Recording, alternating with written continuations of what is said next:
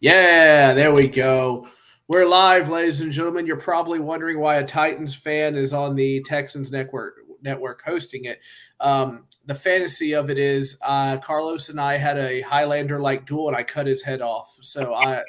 Wow! Yeah, Should have recorded that. Yeah. That's true content. Well, I'm deeply heartbroken. Oh, tears. Yeah, it's really bad. We started fighting over, there was something about a park that he wanted around his, stadium. I don't know.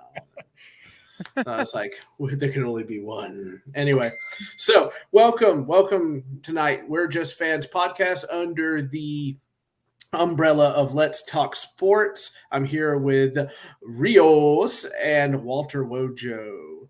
How do you say your last name? I don't say it at all. Oh, okay. That's sometimes I let people say depth touch, like their touch, like the touch of your beautiful touch of a woman. Or a caress, more like. Yes, yeah. Well, depth caress doesn't really have a good ring to it. I've heard people say depth tuck. I'm okay with it. But it sounds like the thing you get after like a surgery, like a depth tuck, a nip tuck kind of thing. I got the depth touch the other day. I was having stomach problems. Got the depth touch. Yeah.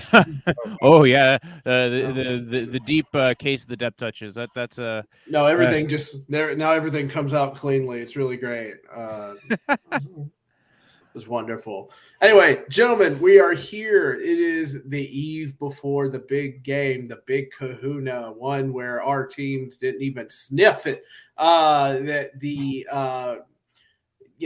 It brings up a lot of feelings. I always get a little mad because everybody, like every team is represented there in some way. They have like a little cubby hole with like, oh wow, people that were on the team or whatnot. And then you got guys like Christian McCaffrey goes, I hate both of these teams. I hope they both lose. Everybody and people will chastise him for that, but they really shouldn't because everybody wants to be there. Everybody wants to be in the big dance, and if you don't, then you shouldn't be playing this game. That's what it comes down to. So, gentlemen, I'll go ahead and I'll do what I do on my show because it's my show now. I've hacked the show. I am the show now. In the words of Walter White, I am the one who knocks. That's right. Yeah, I am everything. So. We'll just go ahead and have a little off-season fun before we really start digging into this game. So, Wojo, will Aaron Rodgers be in a Jets jersey next year? Oh, that's one I think should happen. I don't know if it does, but that's like one of those things I think it works out so well for both sides, right? Packers, like they clearly were not a playoff team anymore after they got rid of Devontae Adams. That was clearly something that was going on in the building. I don't know when they were aware he was no longer going to be on the team, but there was clearly like it was not working. Something like they didn't extend him. Like they could have extended him early, or they should have been trying to extend him early. Yeah. That was kind of the Packers' way for a long time. Like extend their guys while they're under contract, get them to stick in the building. It seems like a weird misstep by Gutekunst because he's been pretty good other in any other aspect other than how they handled the receiving core this year. They handled it horribly, or not greatly anyway, because you get rid of Devontae Adams and like they drafted a few guys. Watson had some really good moments this year. Dobbs had his ups and downs, a lot more ups early on, and Watson towards the end of the season. But I just think it's about time to go. I want to see what Jordan Love can do, whether he's on the Packers or somewhere else. But I think it does more for the Packers to be able to move away from Rodgers, get some first-round picks out of it, because somebody's going to overpay for him in a similar deal to like what the LA Rams did. The LA Rams traded for Matt Stafford a couple of years ago. They got to the Super Bowl because of it. They traded away 2 future first-round picks. I think that's what the Jets should do.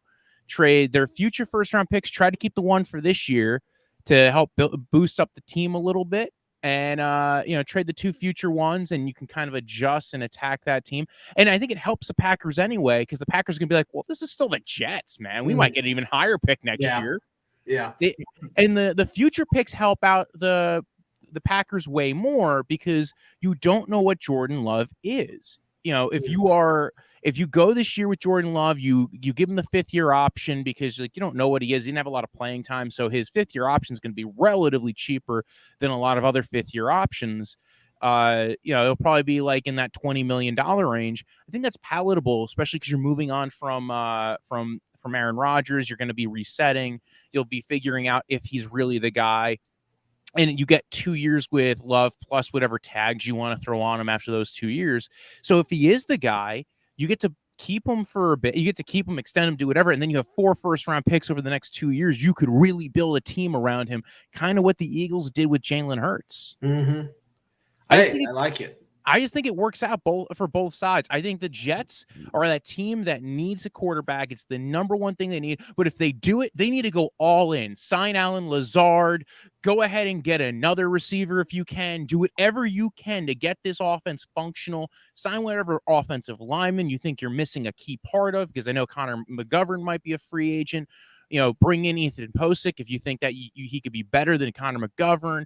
Try to fix that offensive line a little bit better. I know they have a lot of good pieces there. Elijah Vera Tucker, Mekhi Becton, Dwayne Brown is still under contract. They have some weird things going on with Fant, and Becton didn't even play this year, so who knows? But you have a lot of good pieces there. They just spent a lot of money on a guard last year for the guy from the 49ers. So I think, you got Garrett Wilson, really good player. I think he's in that really high echelon. I think this is going to be a huge year for him. You get him a guy like Rodgers who can throw him open. I mean, this would be the best receiver Rodgers played with that's not Devontae Adams. He's had a lot of good receivers. Jordy. Yeah. But he would be another really good one. And I think that would give them a lot of opportunity. Go out and maybe sign someone like an Allen Lazard so he has some chemistry there. Elijah Moore might have a little bit more chemistry, be able to be utilized a little bit better in that system with Hackett. I did think it was weird they moved on from LaFleur, but again, I think you got to do everything in your power to make sure this team is going to work for Rodgers if you're trading for him. He'd also only be a $15 million cap hit for the Jets. So my vote's yes for both sides. I don't know if it happens, but my vote's yes for both sides. It instantly changes everything for the Jets immediately. It's what they're missing. And you get Aaron Rodgers of all people. Like Brett Favre did it for him in 2008, and so on. And, it's just like immediate fix. Like, the missing Lego piece that you've stepped on a million times. And then it fits perfectly. And everything changes. The game gets better. Their game gets better, and they go and they grab some playoffs. Rios, do you have anything to add to that? Or you just go cry. I'm gonna go wild card. I'm gonna go for the Raiders. Devontae Adams is already there, and you got an elite running back. That is true. But here's the thing with the Raiders. The only good thing about them right now is Devontae Adams. They're even talking about getting rid of Hunter Renfrow and Darren Waller at this point. Oh, goodness gracious. We don't know. That's the problem with going to the Raiders is the McDaniels hire sounds like it didn't really work out either, or we don't know. We'll see what happens. They're going to rebuild it in his image. It feels like every couple of years they're about to get the team in that head coach's image, like what they were looking for. Del Rio came in. They got to the playoffs. They had that great year with Derek Carr. He hurts his back. Everything kind of gets set back. They lose the offensive coordinator. They bring in Todd Downing to be the OC. They have that weird year. Derek, they go 8-8 or whatever it was at that year. Then they fire Del Rio after an 8-8 season, bring in Gruden, and they start shipping out pieces of the offensive line over the next 5 years.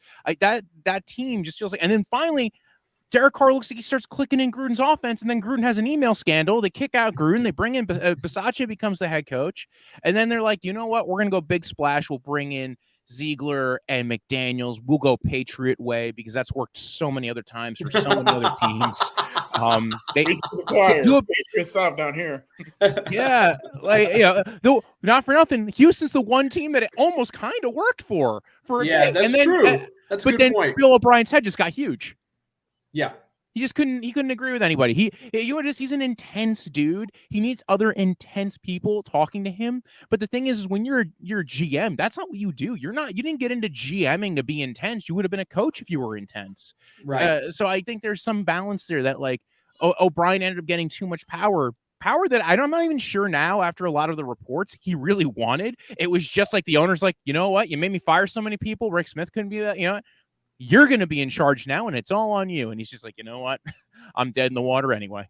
I was highly shocked in our GM search for my Titans that Rick Smith wasn't on that list. I really thought he would be because he kind of built that team. You know what I mean? Like Houston and everything like that. I thought for sure Rick Smith would be on that. Nope, not on the calling sheet. So I was like, okay, what's he doing now? Is he just calling it? Like, I don't know. It was a strange thing. Good job.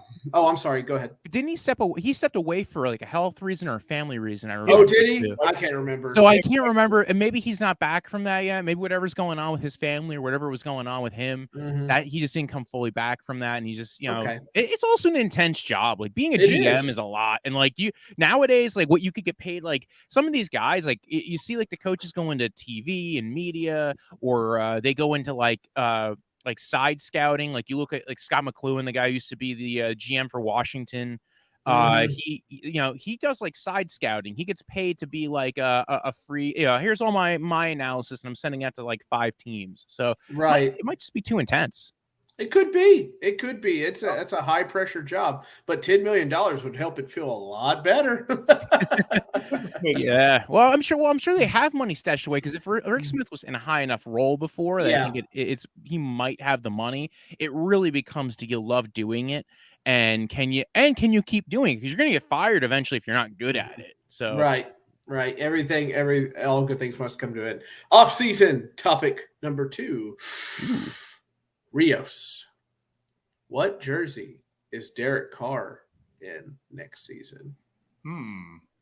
I could see him in the Saints uniform. Okay. I have him in Carolina. That was my vote. I think Carolina. He struggles playing outdoors in New Orleans. Half the season's in a dome, and one of the best places in the Superdome. So Rios, where the South, it's Nolans. I agree. Well, they already had like a meeting with him too. He's got a relationship with Dennis Allen. He does. It feels like that's where it's going already. Like now it could be, we get to the middle of next week. He doesn't like what he hears. Maybe he wants to see what's on the open market. But it sounds like at least like they're moving towards that direction anyway. Like the Raiders are like, yeah, go talk to them. We don't care. Like if we're not even going to get a trade involved, like because we're not going to be able to. Although they said there's a parameters for a trade kind of like discussed. But I think no matter what, it's Carr's decision. I think at this point. Yeah, I had an argument or a debate rather with somebody, a good friend of mine named Ed, who said.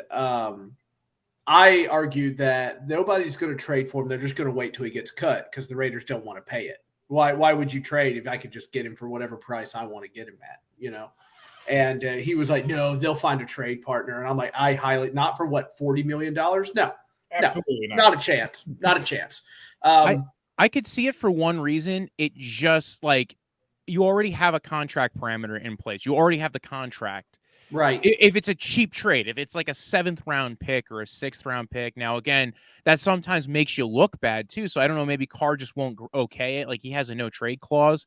So it might just be a way of him playing chicken with the Raiders and saying, you know what, I'm going to, you guys got to cut me, or you guys, whatever it is. But the fact he took the meeting with the New Orleans Saints, I think that might be what's telling me, maybe like even if they are going to cut him, he's doing it more out of having a due diligence element for Carr and them than anything else. Do you guys think it makes immediate impact if he goes to the Saints? He's an upgrade over what they've had in the last couple of years. The Red Rifle? Nobody's an upgrade over the Red Rifle. Are you kidding me? Yeah, I think that it makes an impact because that's another quarterback that's off the table that maybe a lot of other teams, obviously not the Raiders, were looking at, but I do think the Jets are kind of keeping their eye on Carr if Rodgers doesn't become available for trade. I do wonder who else would really be in the running. Maybe the Falcons, which might be an interesting team to go to. The Colts are another team that might be interested, and they might take him in for a year and then draft a guy as well because they're in the top 5. Depends on who they want in the draft too. It's such a weird, a lot of discussion of like, okay, like everybody likes Bryce Young, but now because the Chicago's up there, how does that kind of, make the draft fall out? I think Derek Carr, where he goes, does affect it. I think a lot of people weren't even thinking of the Saints because they have Jameis under contract, although he barely played this year. And then you had Andy Dalton. But I thought you have to eventually reset this roster at a certain point anyway for the Saints. They just have so much dead cap and older players that kind of need to get taken out of there.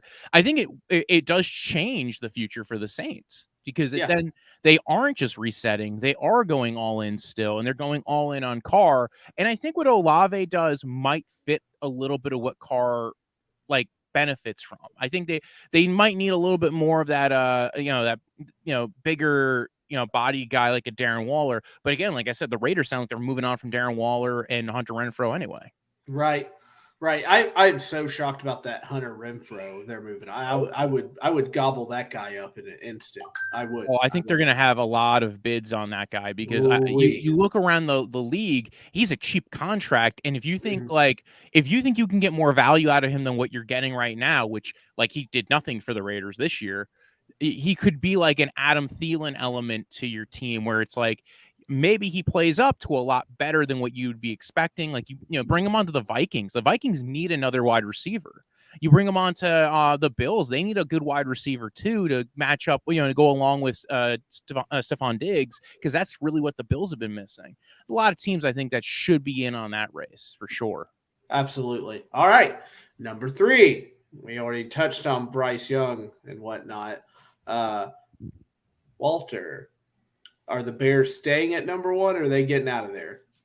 I think it's all going to come down to how much somebody's willing to offer you. I think they want to stay in that top 5 range because you look at the Willie Anderson and Carter, and those two guys I think are such big players.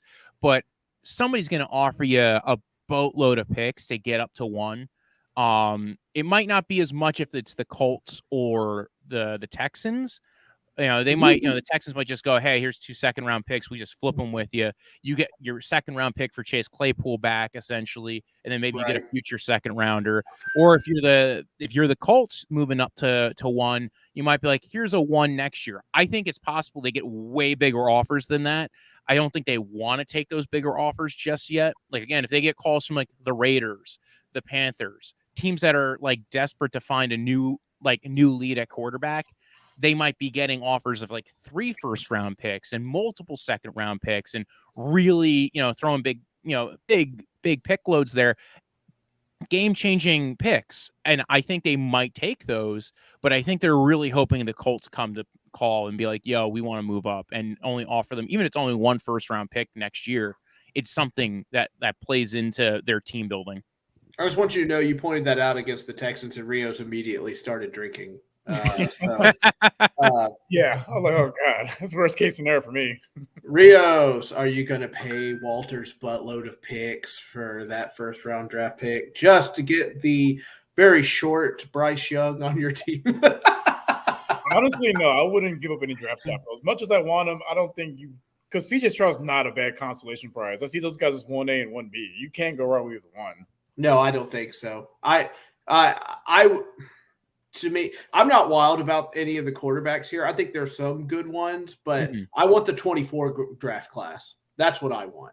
That's where I see the most value as far as quarterbacks go. Yeah. Now, obviously, time will prove me right or wrong, but 24 is where I see if I'm getting a quarterback, that's what I want. Don't ask about my team. We are getting O-line every single draft pick. I don't even care. It's going to be O-line, okay? If they trade back, it's still going to be O-line. I don't care. I want O-line. A lot of our fan base, they want us to wait to 24, but the thing is, the way this team is built now, they're not going to be, they're probably bottom 10, mid-teens. You're not going to have a chance to get, Caleb Williams. And you can't sell it to the fan base either. You can't sell that. You know what I mean? So my liver can't take another year of Davis Mills. It can't. No, the only way I could see that happening with the Texans is if they trade down and get another future first-round pick and just increase their likelihood of having a top 5 pick again for somebody in next year's draft class. But that's a real rarity because you're number 2 and you're the team everybody's trying to leapfrog to get to number 1 probably. So they're the team everybody's playing against for those next year for this year's quarterbacks. And they're also listen, the Browns could totally suck next year. It's not impossible. We saw a lot of dysfunction this year.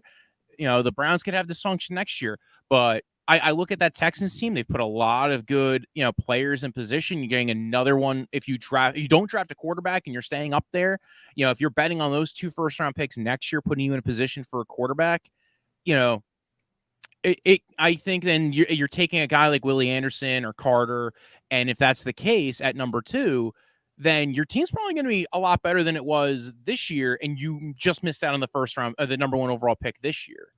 Right. Yeah. Man, Walter, wow, ready to go, full of knowledge, just shooting at me. What about just looking at the draft board and who needs a quarterback or whatnot? Does anybody think that the Seahawks will trade down to get somebody? I don't see it. I think down or up. I would think they would get up. They would up to go get somebody. I'm sorry, because I didn't, I think a lot of people don't think that because they had a good year with Geno Smith. I was thinking that early. I thought about that. They don't have to trade necessarily. It depends. It depends on what the situation is, right? So it probably will go Bryce Young and CJ Stroud somewhere in that top 4. Right. It depends on how you feel about Will Levi, Anthony Richardson. I think those guys can be if you get them in your building and you still get to keep Geno Smith, you might have a team that hey, wait a second, get one of these quarterbacks in here that are extremely athletic, have a lot of talent around, have a lot of talent built into their body kind of deal. Again, very strong, very good at avoiding, getting sacked. Mm-hmm. They each have their issues, mechanics for one, and reading the fields for sometimes, and pocket presence. But if you think you can go ahead and get one of those 2 guys to really be the next Josh Allen, then maybe it's a good thing. Hey, we'll keep Geno for an extra year. We'll draft a guy, but I don't know if they have to trade up. I think unless they really liked one of those top 2 guys and they think that we can, and they think they can get to one of those guys, then maybe they could. I think it might be a little bit more rare just because, but I do think they might think this might be the year where they have to do it because they only have 1 first rounder next year. Their trade with Russell Wilson's basically almost done, everything they got for him. So it's either trade down and accumulate picks or trade up and get the guy you really want. I don't think that's a bad move if somebody says hey, we have, it gives, for instance, if you're trading with the Bears, they could trade down to where the Seahawks are and still at least be in the running to get one of the top dudes in this draft. And or at least maybe get the best offensive lineman in this draft if you can't get Anderson or Carter. I think that puts them in a pretty good spot, though, because, again, they're still getting future picks. They'll probably get an extra pick this year's draft from the Seahawks, probably from their first-round pick this year, and maybe the Seahawks are trading a later pick next year, whatever it is, but it puts them in a pretty good situation still. So I could see that really working. I don't know if that's been talked about a lot with the trading up as much as I think if they stay where they are. Right. It's just something I saw in passing. I think I was reading Bleacher Report, and I was like, maybe, I just kind of did that face. That kind of way. Well, gentlemen, that was very informative off-season talk or whatnot. And we approach the very last game of the season where Rios, his secret love for Patrick Mahomes and his Kansas City Chiefs, versus the rowdy Eagles or whatnot. I watched Tannehill struggle with a high ankle sprain. It doesn't just go away. It's still going to be there. And boy, if I'm the Eagles, I'm lining up 6 or 7 at that line, and I'm going at him every single chance I can get my hands on him because I just need to hit him a solid couple of times, I feel. So I think the Eagles are going to win this game, and I think they win it by 10 points. That's just where I'm at. That's where I'm at on this. Rios, where are you at on this? No, I'm going Eagles because Jalen Hurts is from Houston, so good for heaven's sake. I think that running game from the Eagles, I don't see the Chiefs stopping it.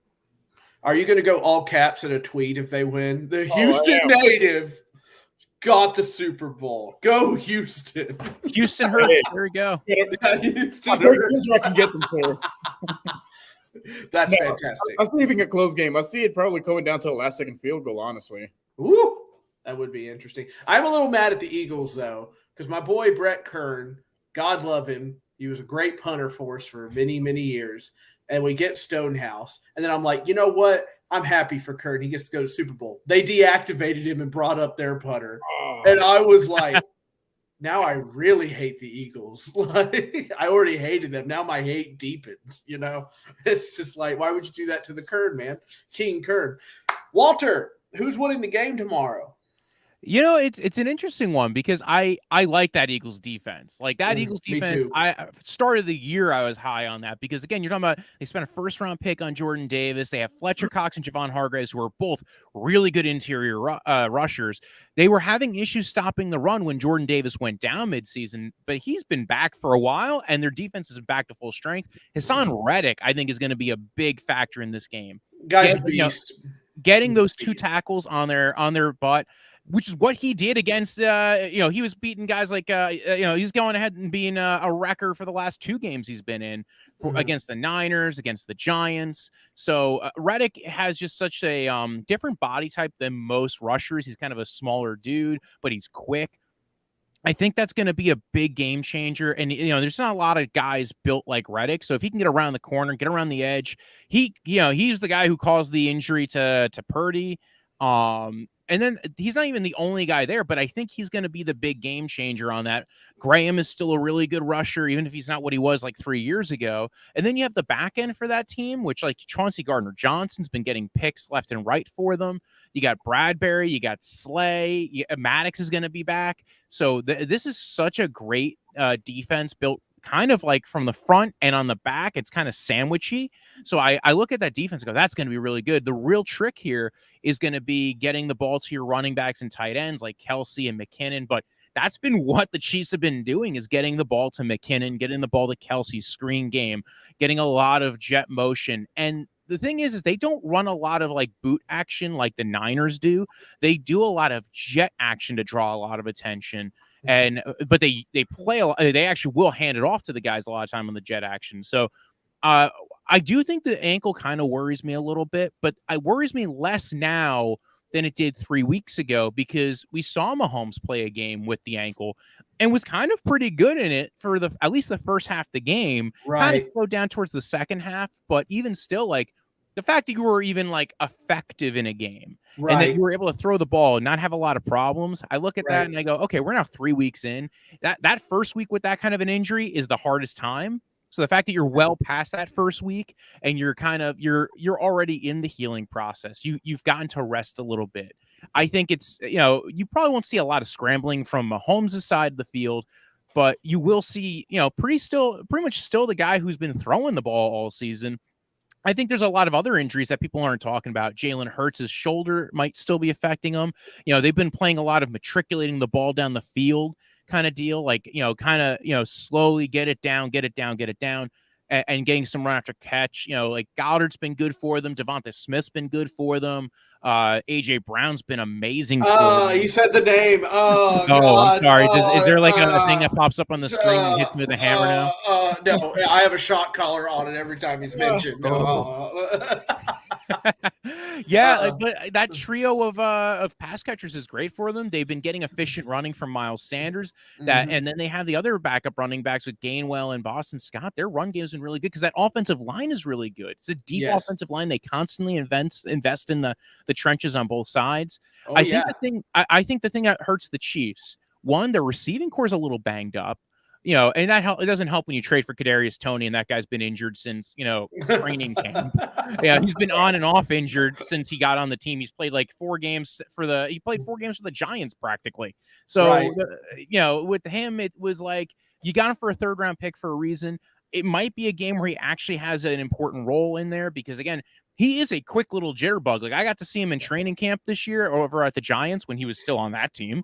He was the fastest guy on the field. He was quick. He's fast. He's crazy good. But the problem is, I think it's the in between the ears, understanding the playbook and staying healthy thing that doesn't work for Kadarius, which a lot of important things there. That was a good, quite list. But the rest of that receiving core has some health issues too. With and McCole Hardman might not even be playing. I don't think. I think they might even just put him on IR. You got MVS, who I think had a little bit of. I think MVS might still be healthy. I think the other receivers were the issues Juju had a little bit of a dinger, I think. I don't know. Like there's something with that receiving core that like it was a little dinged up in for the couple of days that they've had practice. They might not be fully healthy. I look at that. I look at the tackles. That worries me. They haven't been as good at pass blocking as they have been at run blocking. So I kind of look at the Eagles and I go, I'm going to go with the Eagles here, mainly because they feel like a more complete team. Even if I am a little bit worried about Jalen Hurts, I do think he's been very good running the ball still. Yes. And I just don't think you can kind of stop all the factors they have going for them. Old Houston Hurts, yes, for sure. Well, it's like you said, though, like to me, they control both lines of scrimmage. Like that's what I look at when I see the Eagles. They have a great offensive line. They have a good defensive line. They're gonna take care of business there. It was absolutely amazing during that, going back to the AFC Championship game, that Andy Reid had come up with an offensive scheme, deep drops for Mahomes, get the ball out quick before they got there. Now, at the beginning of the game, it wasn't going too well. Mahomes was getting binged around like a pinball, but eventually they settled in and got that for enough first half points to really matter. And all it took was Joe Burrow making mistakes and an epic collapse there at the end. But you are right. I didn't think about that. I remember all the body bags for all the wide receivers in Chiefs uniforms getting taken off the field pretty much. And I was like, you're going to get past at one point. Yeah, you're pretty tall. Come out. Come catch the ball from Mahomes. Like, it was bad, man. Like, you're pulling up guys I never even heard of. I'm like, who is this guy? Yeah, I know. It's those guys you never see, that push the sled probably into the practice shed at the end of practice, Yeah, I'm going to go 28-25 Eagles. Okay, 28-25 Eagles. All right, I'm going to say 31-21 Eagles. That's my call. I don't even know how often 25 pops up as a number, but I like it. I like it. You said 25, and I was like, oh, okay. Somebody's getting to safety. Right. Rios, what's your final score, did you say? No, I'm going to go 27-24 Eagles. Beautiful. Last second field goal wins it. Jake Elliott makes this field goal. Somebody's got to give him another paycheck. Am I right? Goodness gracious. Anyway, that's all I got for this evening. Guys, thanks for coming. Rios, good job. Wojo, as always, you are just spectacular, sir. Oh, thank you. Your alliteration is to be marveled at. Anyway, we will see you. I think all of us are on tomorrow for the Super Bowl show at some time or other. And Rios cannot escape me. I will be there at 3 p.m. my time, 4 p.m. some Eastern time, and we'll have ourselves a show. So everyone out there, just go ahead and get ready for the Super Bowl show tomorrow and enjoy the game and whatever party you're going to have. All right, see y'all later. Later, you guys. Have a good night. Yeah, you too. Boom.